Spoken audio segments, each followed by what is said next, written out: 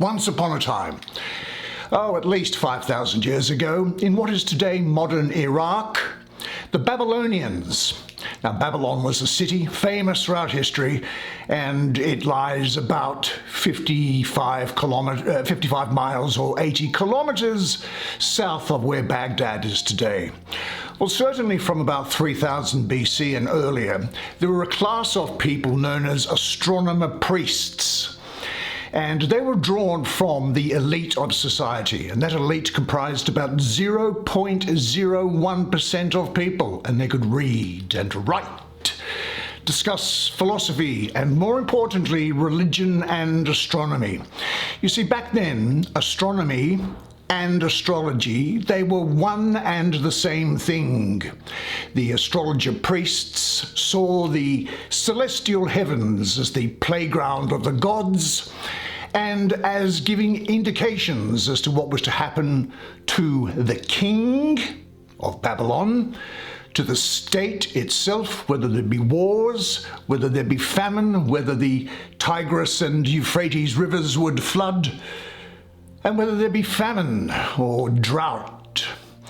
And so they looked for omens. Now, they knew that the sun revolved around the earth.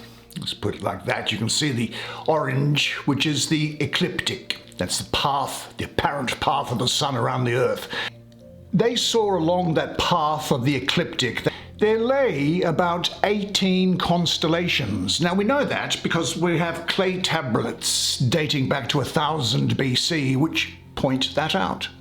The constellations were of various sizes along the ecliptic. For example, Virgo took up 44 degrees. Scorpio took up only 7 degrees. But the moon was of particular interest because there was a god called Sin, who was the moon god, and Sin was responsible for, amongst other things, the production of food, and also looking after the king, things that were particularly important to the Babylonians. There's some talk, in fact, that he might have been the head of the pantheon of the Babylonian gods. Now, what happened was that around about 500 BC, now incidentally, those wandering celestial bodies, we now know them to be planets, and that comes from the Greek word planetis, which means wanderer. Interesting, hey?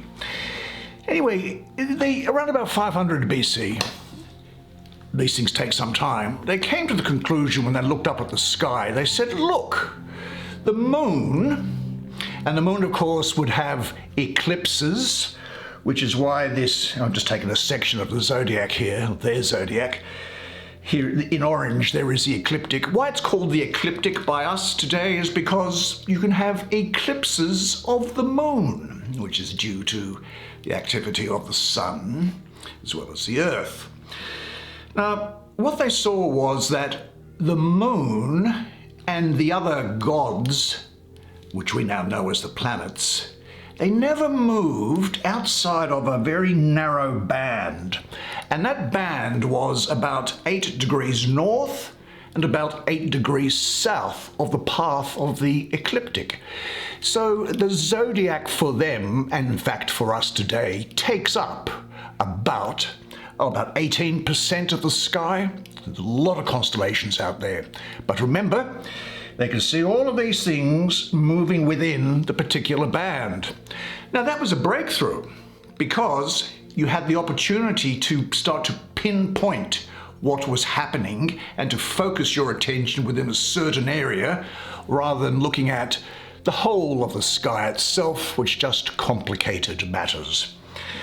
But still, they had the problem of 18 constellations along it. And they thought to themselves, you know what, that's a little bit inconvenient because we want, and we have, 12 months. And we want to divide up the heavens, just as we do today, into 12 30-degree segments. And what they did was they went and they culled, I suppose, the 18 or so constellations down to 12. What they also and assigned the constellation by name to one of the segments. Now, in the case of Virgo, for example, which is 44 degrees in length along the line of the ecliptic, it was cut down to 30 degrees. And Scorpio, which is 7 degrees along the ecliptic, was spread out to 30 degrees. So it was sort of stylized, even though they did transfer to these new segments all of the mythology and all of the archetypes that came about from the previous constellations that they had been used to. Now, archetypes is a big word. Well, the archetypes were imported into or transferred into these new segments, each with signs in them. Now, the names of those signs, some of them are the same as ours today. The lion, the maiden, the Virgo, the twins. Well, the Greeks took that on as being Castor and Pollux, and it became Gemini. The scorpion, of course, is obvious, and some other names that are unfamiliar to us, but which became Hellenized, which is following the invasion of the Greek King Alexander the Great, who took over basically the developed world around the Mediterranean, and everyone started speaking Greek, and there was transfer of knowledge and everything like that. Now, what is an archetype? Well, an archetype is a fundamental, basic, universally understood, cross-cultural, existing all throughout time, and it represents, it can be a symbol, an idea, a concept representing human experiences and observations. That's just what an archetype is. Now, mythology also played a part in it, as it does in our own world today and also in their world. Now, a myth is not something which is wrong or stupid. A myth is really just a way of expressing in a story, or however it may be, information that is transcendent or outside of the realm of human understanding, and trying to come to grips with it and translate it in a way and in a language and a form that people can somehow understand, even if it's not perfect. So that's what a myth is. So don't let anyone tell you that ancient mythology is stupid or wrong. It's just the way of explaining things that could make sense to people in the particular culture that they were in. Alexander the Great then comes along, and he sees here with the Greeks and everything, they go, hey, see this zodiac thing that you guys have got going on here? We like the idea of that. Love your work, Babylonians, said the Greeks. Love your work. However, there's a problem. The problem is, you're always talking about omens, and we don't have a lot to do with what's happening to people on Earth. We want to see something which is more of a connection to Earth. The other thing is, and here was the big problem that was found by a Greek called Hipparchus in 130 BC. Now, the Babylonians were completely meticulous in recording all of their observations and what have you, and making them available to people. Hipparchus was a Greek who lived on the island of Rhodes. He was a genius. He was just looked after, I think, by the state or by local wealthy people because he was such a brainiac. And he went through the Babylonian records and he looked at his own observations, say at an equinox, a spring or a fall or autumn equinox, and he said, hey, this star which you have appearing on this date, that star is now appearing on this date. It is moving, it's transitioning from east to west. And that causes us a big problem. Because we're dealing with goalposts that are always moving. The constellations aren't fixed, but they seem, from where we are, to be moving all the time. Now, this discovery by Hipparchus really set the cat amongst the pigeons. And let me show you how the effect came about for as far as Greek thinking was concerned. Let's take an imaginary running track at a school or a local park or something like this. This is just stylized, of course. Here's the straight of the track and there's the rest of it going around here. Now, the track is 360 yards in length from beginning to end, start to finish, or 360 meters, whichever you prefer. And there's a straight here, but let's get this running track idea. Now, the Greeks said, look, if we can just take a little segment of this track here in the straight and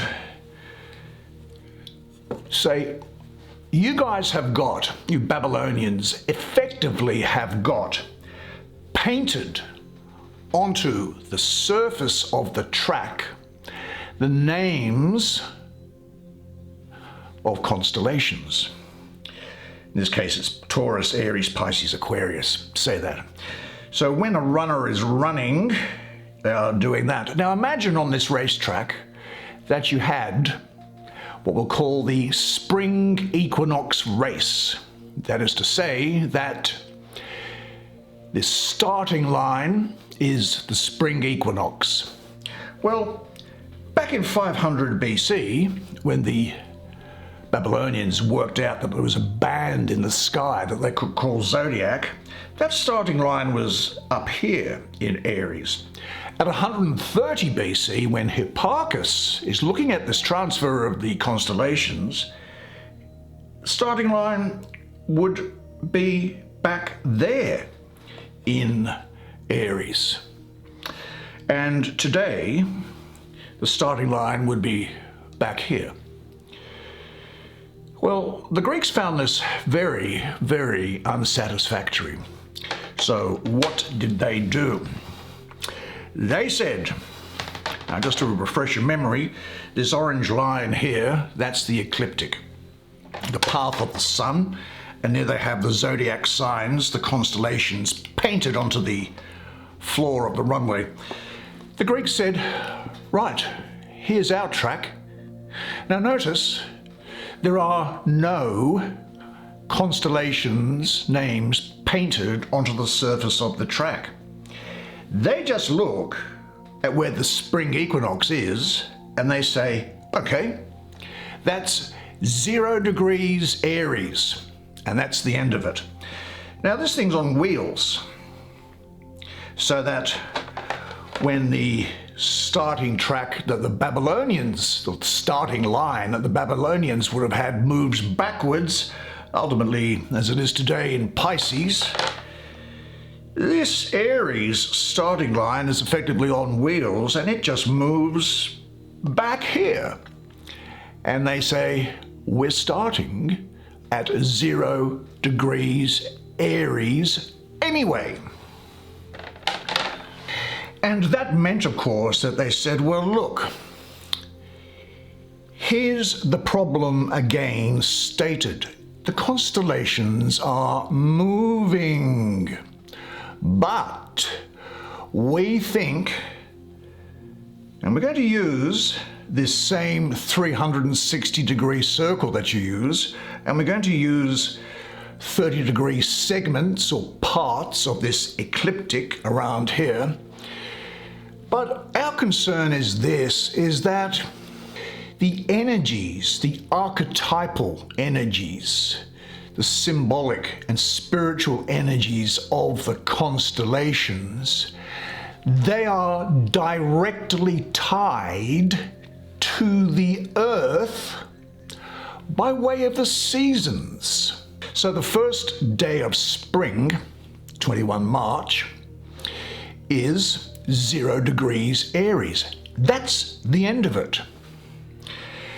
And they said, look, what we're going to do then is we're going to deal with a tropical zodiac. Now, tropical doesn't mean hot. It comes from the Greek word topos, which means turning point.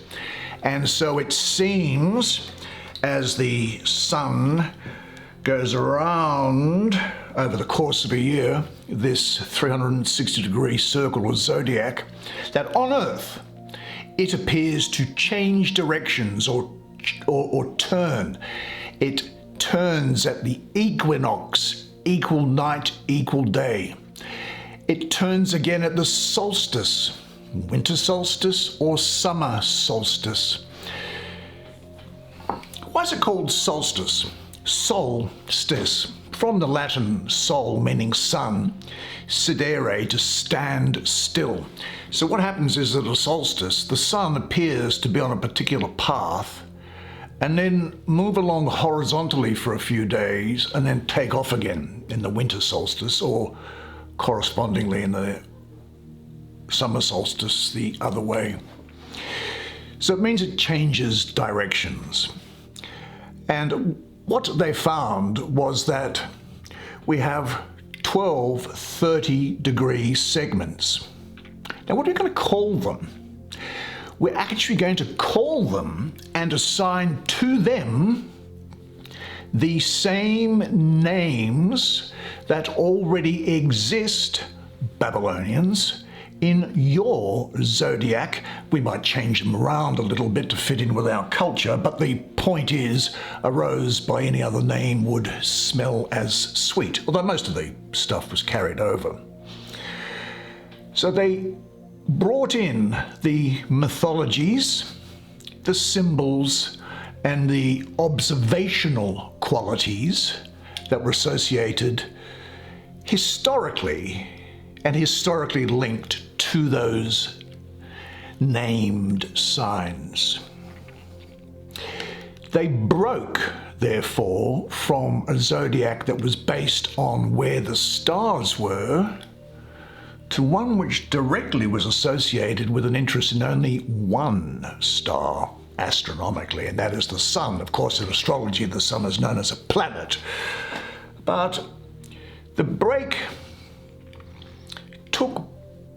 it didn't happen immediately. It kind of came about. It really got momentum after Hipparchus discovered the precession of the equinoxes, as it's called.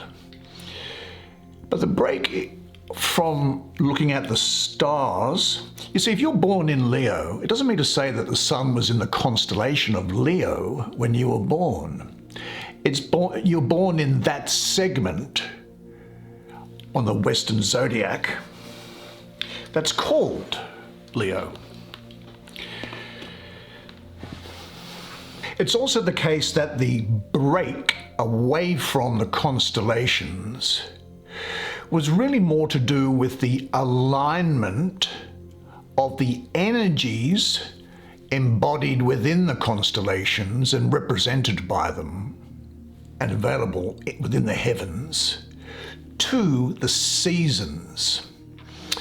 And it wasn't a break, therefore, from the historical origins of the names or from a lot of the philosophical, transcendent, abstract information that may be contained within the archetype of a particular sign. So although the constellation of Aries may be slowly shifting, it doesn't change the perceived archetypal energy of Aries, which is always tied to spring, and that's at 0 degrees. So the break was recognizing that life on Earth was more powerfully linked to the sun and to the seasons. The movement of the stars in the heavens by themselves, the constellations' apparent movement compared to Earth, is out of alignment with the markers of the modern zodiac, which are, now to use this thing, we'll say here it is spring. So here's the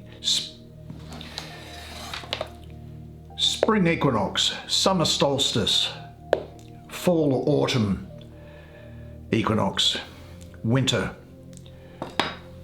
solstice.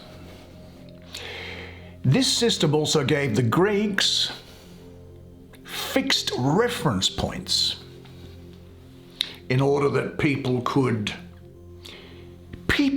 see that they were actually part of a universe. What this also permitted, of course, was the introduction of horoscopic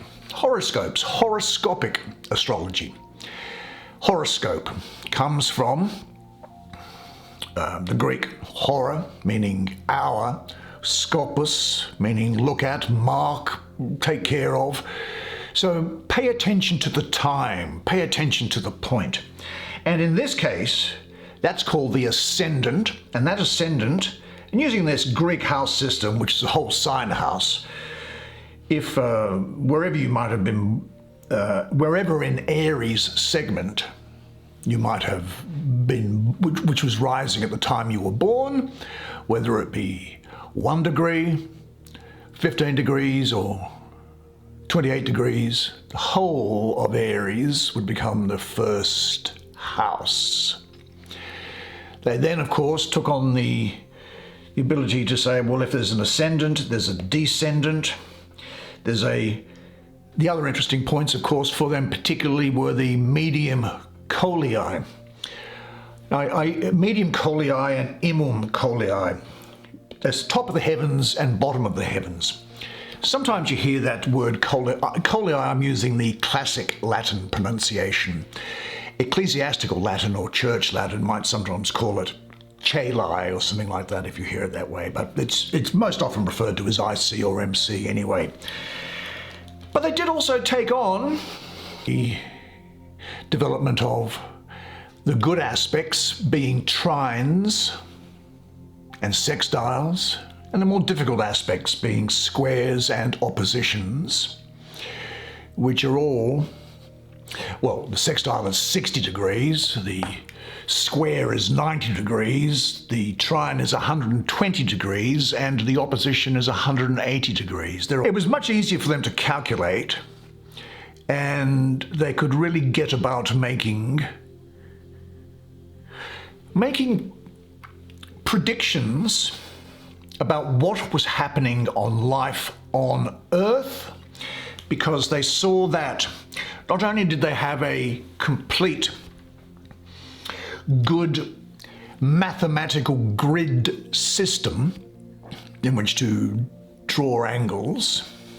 The point of the exercise for the Greeks was to say that life on Earth, floods, famines, wars, all that sort of thing as they affect individuals are more properly and succinctly and accurately expressed using our Western Tropical Zodiac that we've come up with. I'll put some links to how and why trines and sextiles are said to be good and how they were developed, and why squares and oppositions are said to be difficult angles in the description. They're short videos which I am sure will fill you with excitement and joy.